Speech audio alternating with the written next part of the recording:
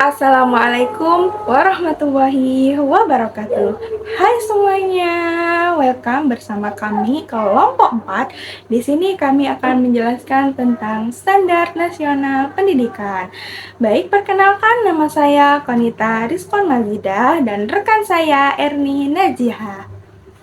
Baik, yang pertama kita akan menjelaskan latar belakang dari makalah kami, yakni pendidikan merupakan faktor utama di dalam menentukan kualitas sumber daya manusia di suatu bangsa. Namun, mutu pendidikan di negara kita, yakni negara Indonesia itu masih belum merata dibandingkan dengan negara lain di berbagai daerahnya sendiri. Oleh karena itu, diperlukan suatu standar nasional yang dapat menjamin kualitas pendidikan dapat menyeluruh. Dan standar nasional pendidikan ini hadir sebagai pedoman untuk menciptakan pendidikan yang merata, berkualitas, dan juga relevan sesuai dengan perkembangan zaman. Selanjutnya, rumusan masalah dari makalah kami ialah ada 4. Yang pertama, apa pengertian dari standar pendidikan nasional? Yang kedua, apa saja 8 standar nasional pendidikan? Yang ketiga, bagaimana dinamika perkembangan standar nasional pendidikan di Indonesia? Dan yang terakhir, bagaimana hubungan antar 8 standar nasional pendidikan? Dengan tujuan yang pertama, untuk memahami pengertian standar nasional pendidikan, dan yang kedua, untuk menguraikan 8 standar nasional pendidikan, yang ketiga, untuk memaparkan perkembangan dinamika standar nasional pendidikan di Indonesia, dan yang terakhir, untuk menganalisis hubungan antar 8 standar nasional pendidikan. Nah, selanjutnya yakni tentang pengertian standar nasional pendidikan.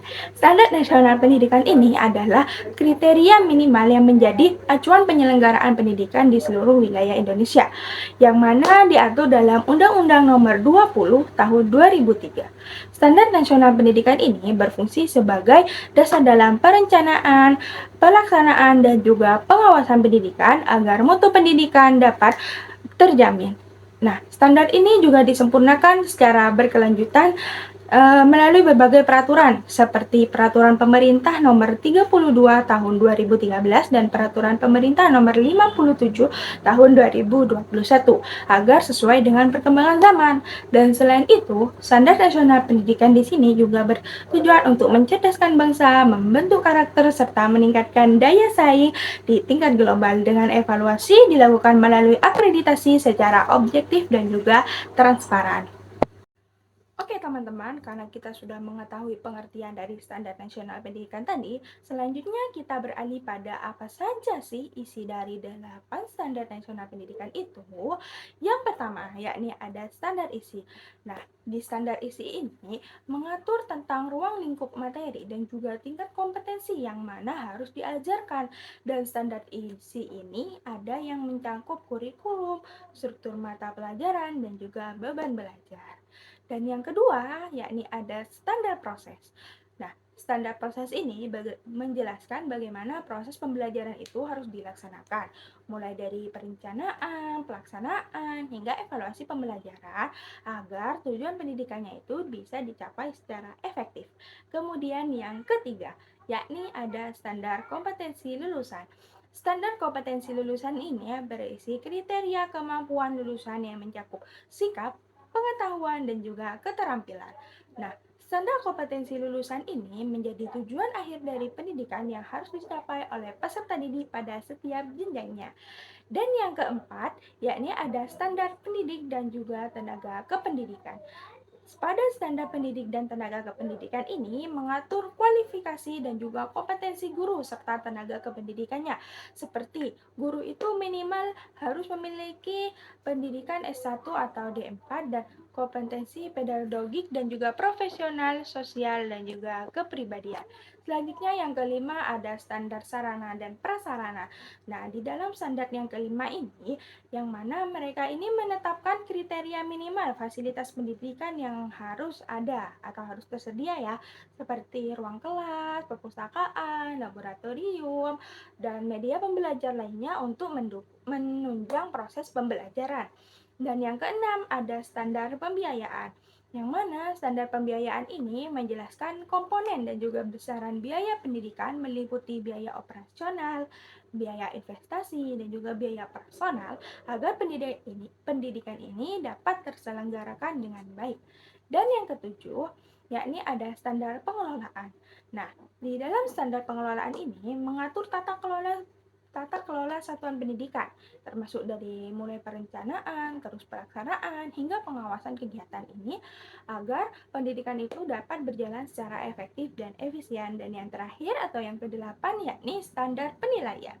Nah, standar penilaian atau evaluasi ini mengatur cara penilaian hasil belajar peserta didik, baik melalui penilaian harian, ujian, maupun evaluasi lainnya untuk mengukur pencapaian kompetensi. Selanjutnya kita akan membahas pembahasan yang ketiga, yakni tentang dinamika standar nasional pendidikan di Indonesia. Standar Nasional Pendidikan atau disebut juga dengan SNP merupakan acuan minimum untuk menjamin pemerataan mutu pendidikan di Indonesia yang dibentuk karena sebelumnya terjadi kesenjangan kualitas antar daerah. Perkembangannya dimulai dari penetapan 8 standar pada tahun 2005, lalu disempurnakan pada tahun 2013 dengan menekankan keseimbangan pengetahuan, keterampilan, dan sikap. Melalui kebijakan Merdeka Belajar, yaitu pada tahun 2021, SNP menjadi lebih fleksibel dan berfokus pada literasi, numerasi, serta karakter siswa. Selain itu, SNP juga menyesuaikan dengan perkembangan teknologi dan globalisasi dengan menekankan keterampilan pada abad ke-21. Secara keseluruhan, SNP bersifat dinamis dengan tujuan menghasilkan sumber daya manusia yang berkualitas, kompeten, dan berkarakter. Langsung saja kita ke pembahasan yang keempat, yaitu hubungan antar 8 standar nasional pendidikan. 8 standar nasional pendidikan atau disebut dengan SNP merupakan acuan utama untuk menjamin mutu pendidikan di Indonesia yang mencakup standar kompetensi kelulusan, standar proses pembelajaran, standar isi, standar pendidik dan tenaga kependidikan, standar sarana dan prasarana, standar pengelolaan, standar pembiayaan, serta standar penilaian. Semua standar ini saling berkaitan dan harus berjalan bersama dalam pelaksanaan pembelajaran. Saat ini penekanan utama ada pada standar kompetensi kelulusan, yaitu sebagai hasil akhir berupa pengetahuan, keterampilan, dan sikap siswa. Oleh karena itu, standar lain seperti standar proses pembelajaran, fasilitas, hingga penilaian berfungsi sebagai pendukung agar tujuan tersebut tercapai.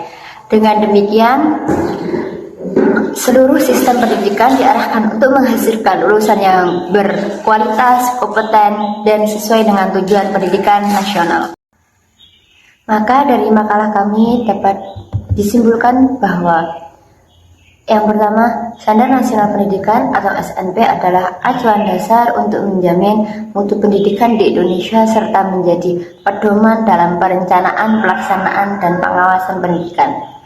Yang kedua, SNP terdiri dari 8 standar yang saling berkaitan dan tidak dapat dipisahkan untuk menciptakan pendidikan yang berkualitas, merata, dan efektif. Yang ketiga, SNP bersifat dinamis, terus berkembang mengikuti perubahan zaman dengan tujuan meningkatkan kualitas pendidikan nasional. Dan yang terakhir, penerapan SNP berfokus pada pengembangan kompetensi peserta didik agar menghasilkan lulusan yang berkualitas, berkarakter, dan mampu bersaing. Sekian dari kelompok kami, kurang lebihnya kami memohon maaf sebesar-besarnya. Akhirul kalam, wassalamualaikum warahmatullahi wabarakatuh.